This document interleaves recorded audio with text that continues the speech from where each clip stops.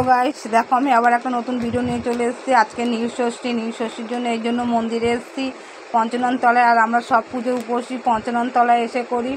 আর পঞ্চানন তলায় এসে দেখি প্রচণ্ড লাইন। এই দেখো লাইন খুব লাইন পড়েছে। আর আমরাও একটু দেরি করে এসেছিলাম, 3টে বেজে গেছিলো। 3টের সময় এসে দেখি তাও এত লাইন।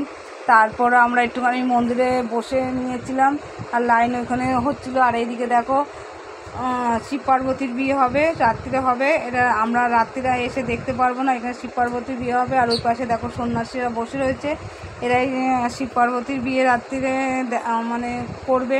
আর এইদিকে দেখো শিব পার্বতীর ওখানে ওরা নিয়ে চলে এসছে, আর এইখানে ওরা সব কাজ করছিল। আর এইদিকে দেখো প্রচণ্ড লাইন পড়ে গেছিলো জল ঢালার জন্য। আর তখন গেট 3:30 বেজে গেছিলো, সন্ন্যাসীদের জল ঢালার টাইম হয়েছে, তার জন্য গেটটা বন্ধ করে রেখেছিল।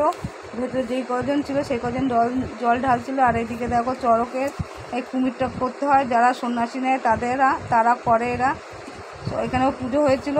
আর এদিকে দেখো জল ঢালছে, আর ওইদিকে সন্ন্যাসীদেরও পুজো করছিল। এদের পুজোর পরে আবার গেট খুলবে, তারপরে আমরা পুজো দেবো। ততক্ষণ তোমরা দেখতে থাকো, ভিডিওটা খুব ভালো লাগবে। ততক্ষণ আমি একটুখানি ভিডিও করে নিচ্ছিলাম। তারপরে সন্ন্যাসীরা স্নান করতে যাবে, তার ফাঁকে ওইখানে কুমিরের যে কুমিরটা ছিল ওনার পুজো হবে।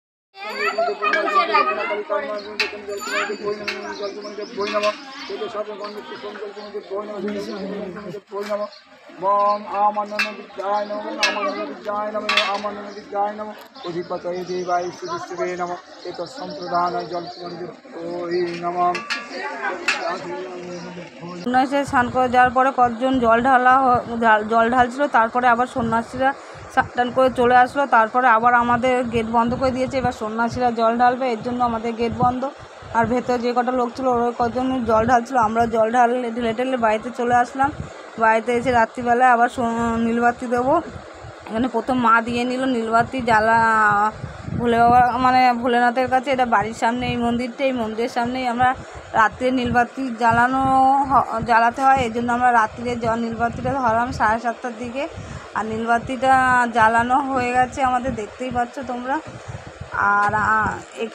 আর আমার ভিডিওটা যদি ভালো লাগে তোমরা লাইক করো, শেয়ার করো, কমেন্ট করে জানিও কেমন হলো ভিডিওটা।